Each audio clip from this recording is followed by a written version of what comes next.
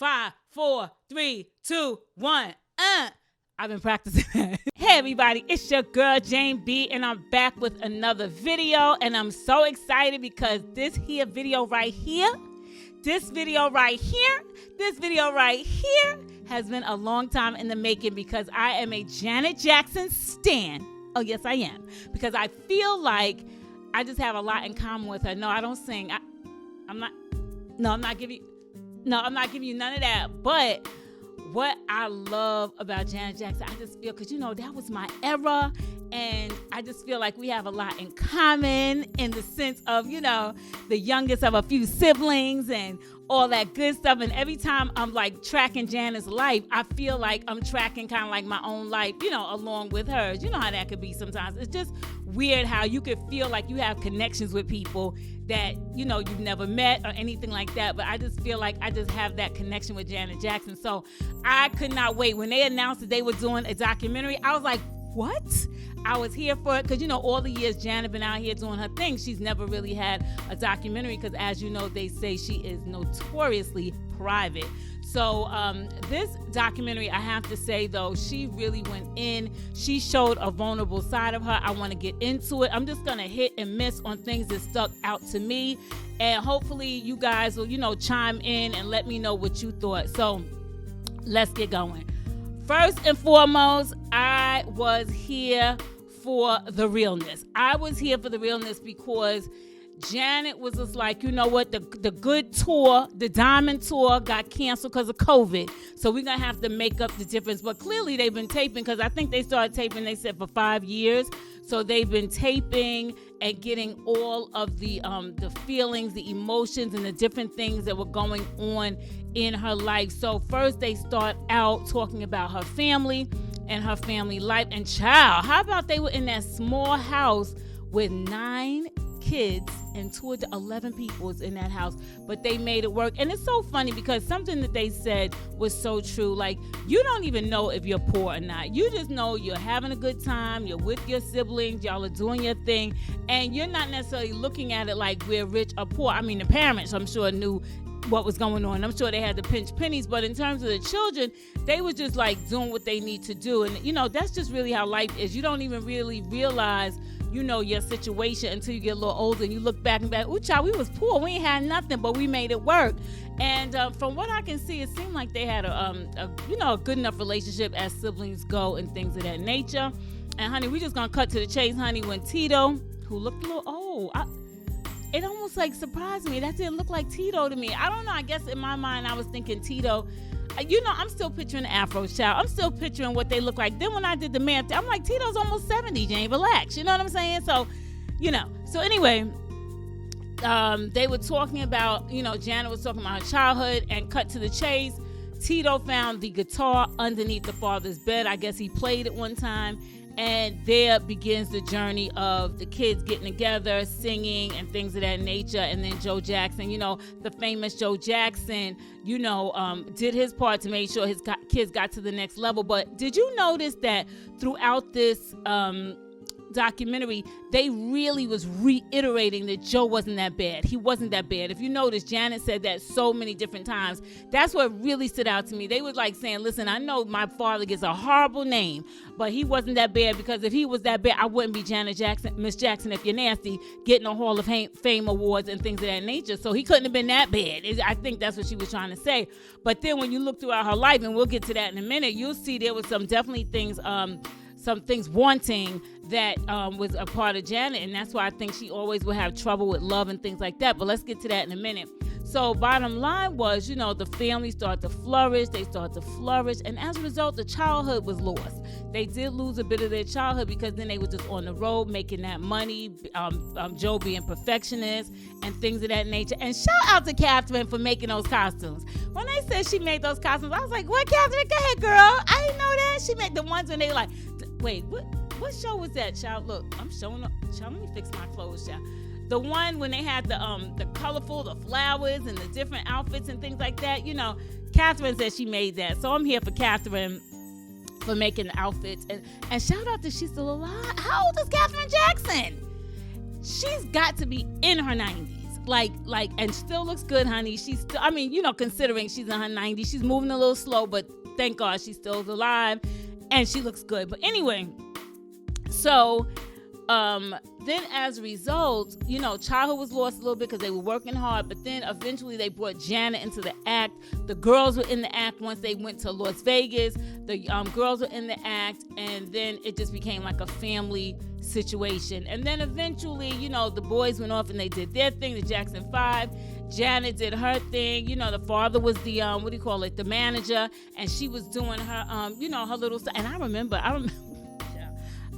that album, that one, In the Water, when she was up to here, In the Water. So then she, what am I saying? So then, she did her little projects. They wasn't really hits, but it was a start. And then finally, y'all, I'm just cutting to the chases on most of this stuff. And then finally, she was like, I'm tired of Joe. I mean, I love him. He's my father, but I'm tired. I need to be in control. So that's when Jimmy Jam and Terry Lewis comes into the situation.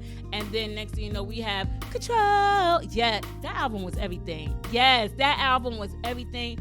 Janet took control. But what I noticed is that even though she left her father, because sometimes I think we think that because we leave one situation and get into another one, a lot of times we take that same situation into the next situation, because until you eradicate the reason why you were even in that situation, you will continue to carry it through your life.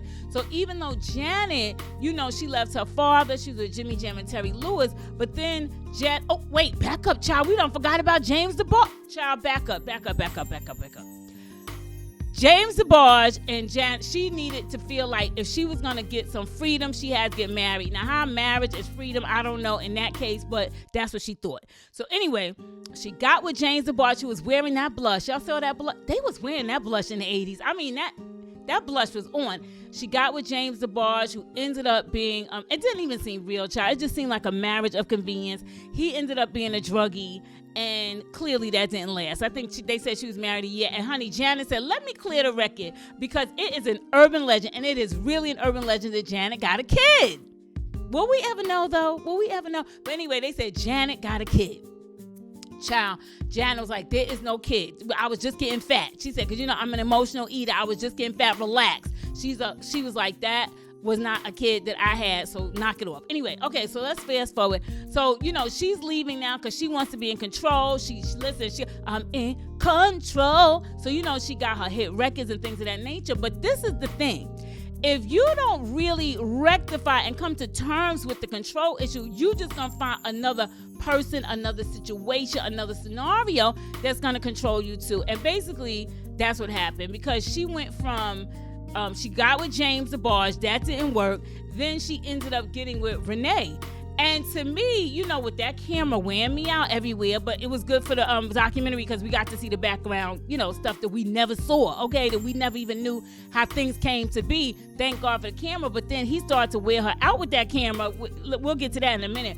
But anyway, even though they was in love, it still seemed a little weird. I mean, I got the feeling that I felt a little controllishness. I did feel a little control with him, especially when he was directing that. Oh, again, honey, with Shazza. Remember Shazza from what's it? Gary's his real name, but he was Shazza in a different world, honey.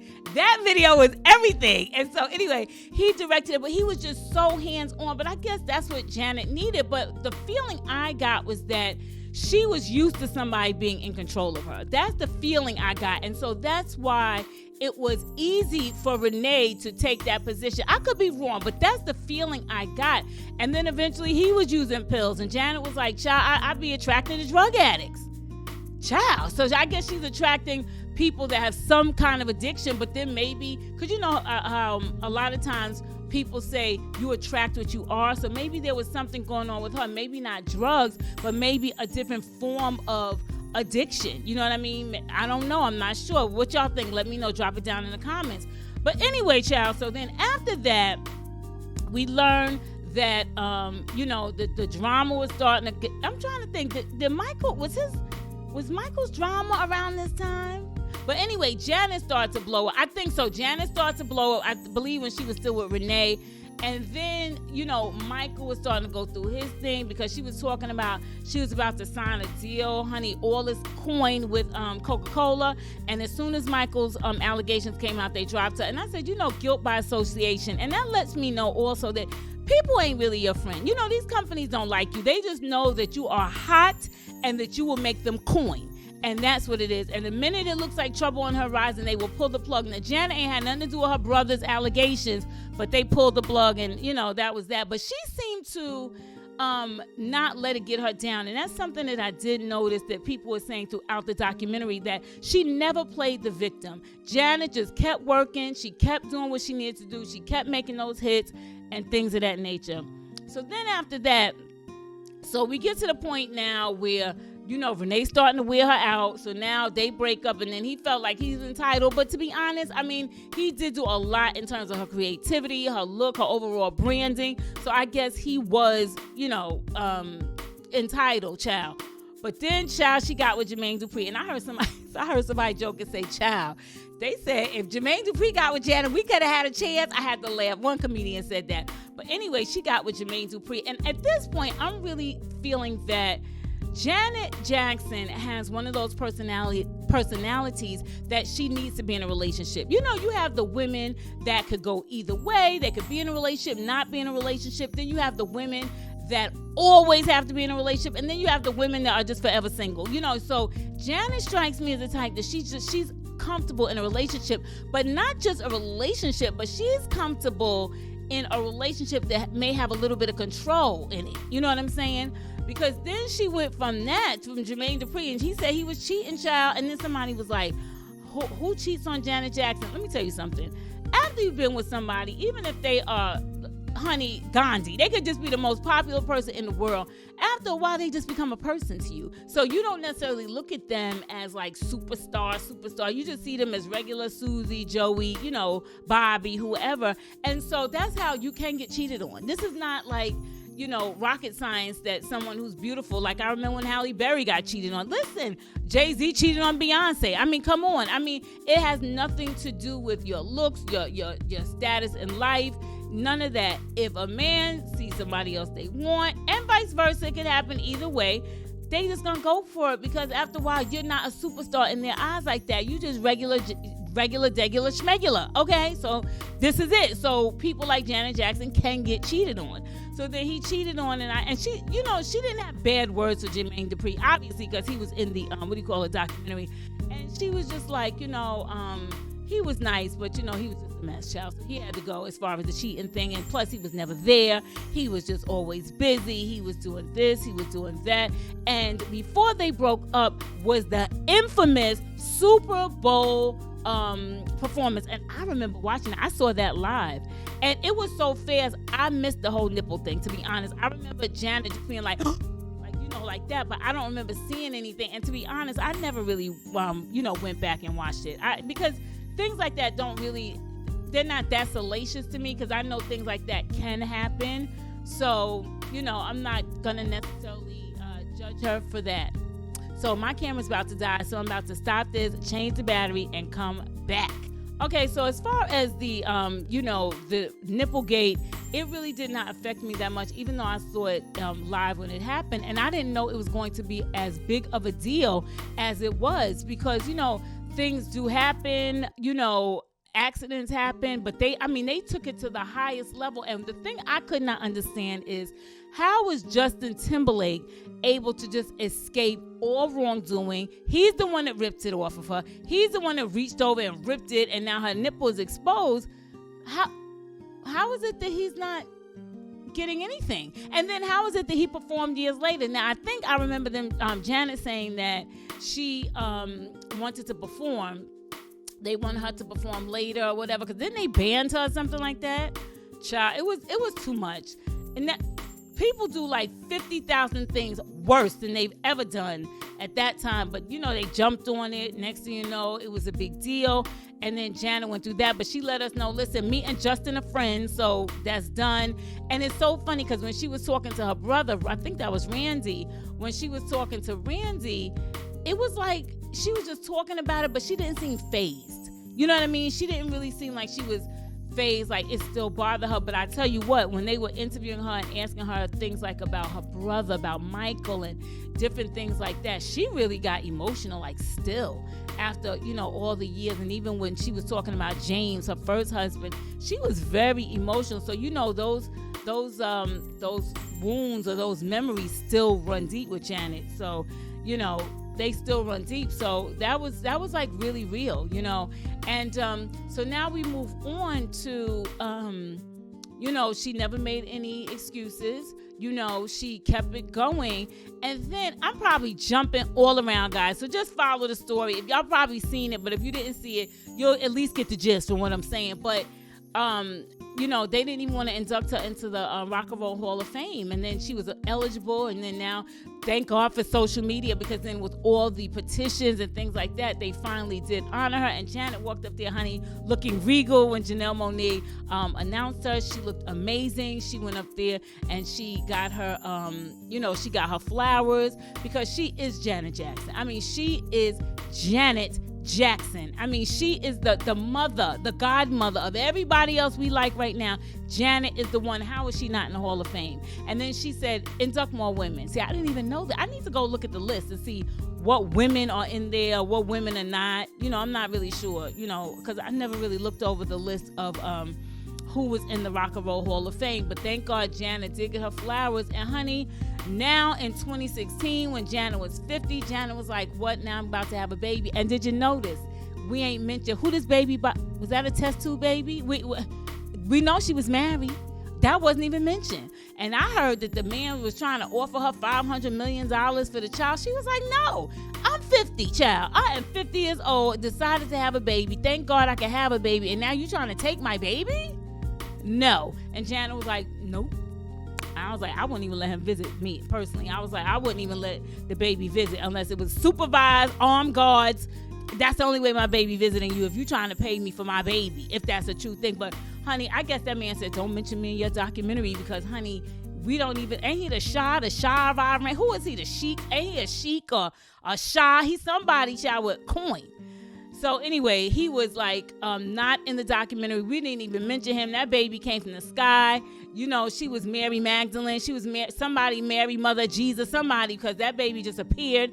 And you notice she did not show him. And I know he cute. I know that baby is so cute, because Janet was so cute when she was she was so cute when she was little. I was like, oh my God, Janet Jackson. She was so cute. But anyway, so I'm glad she has her baby. And it seems like, she's like come full circle. But before we even go on, I need to know Janet's routine, because Janet could go from like 200 pounds to snatched. I mean, snatched. That waist beat. Now, I know years ago they said she had took ribs out to get her waist more. I don't know how true that is. But Janet's body could go from like being a big girl to being snatched. I need to know what you're doing. I need to know the regimen. I need to know, are you just eating air? What are you eating? Because your body is crazy. I mean, Janet's body is amazing. I'm like, what are you doing? Could you, listen, if you ever need a second career, Janet, you just tell all your secrets, your weight secrets, your snatch secrets, and you'll be a grillionaire after that, because honey, Janet Jackson could get it together. So anyway, y'all, I think that's pretty much everything that I'm saying. Now, the only thing I will say is that, Janet, if you haven't already, I'm going to need you to really look into yourself. Love yourself. You got your baby. Love on your baby. Love on yourself. And maybe, until you're really to that point where you're in control of your own life, we're going to leave all the relationships alone for a minute, because, it's not a coincidence if you keep getting in relationships with people that are similar, because it sounds like that was a control situation with that. You trying to take my baby? Like, that sounds like a control situation as well. You need to get in control of your own life, and then maybe you could, carry on and get into relationships, because I know you want love, but that's something that really needs to be unpacked and really needs to be delved into, because there's no coincidence that you keep meeting the same kind of man in different versions. You know what I'm saying? Like, we have to just figure out, it's me, oh Lord, standing in the need of prayer. After a while, you can't keep saying that it's this one, is that one, is this one, is that one. You have to say, it's me, let me change me, and then what I see will change, who I attract will change. This is what I'm saying. But other than that, overall, I think it was an excellent documentary. I felt like I learned some things I did not know before. I feel extremely connected with Janet. I love Janet Jackson. I'm so proud of her. I'm just so happy that she'll be 56 in May, and she is still killing it. She still looks beautiful. She has her child. You know, she has the love of her family. I'm sure the love of her close friends. Wait a minute. Can we talk about Tina for a minute? No, I didn't know that was her. Tina was snatched back in the day, and I was like, oh, I didn't know that was her, the choreographer. Okay, she's changed. Anyway, other than that, I'm proud of Janet. I'm excited, for the next thing. We have to look forward, because Janet is giving all the girls life. She is out here just showing us all how to do it at 56. She's dipping it and doing it. And yeah, so that's what I got from her. What did y'all think? What did y'all think of the documentary? Do you agree or disagree with anything I had to say? Let me know your feelings about Janet Jackson. Miss Jackson, if you're nasty. And and if I forgot anything, any strong points, just drop it down in the comment section, okay? All right, guys, so this is your girl, Jane B. And if you should so desire, go ahead and hit the subscribe button, hit the notification bell, hit the thumbs up, and all that good stuff so we can be in touch in the future, okay? All right, guys, so until the next time, peace.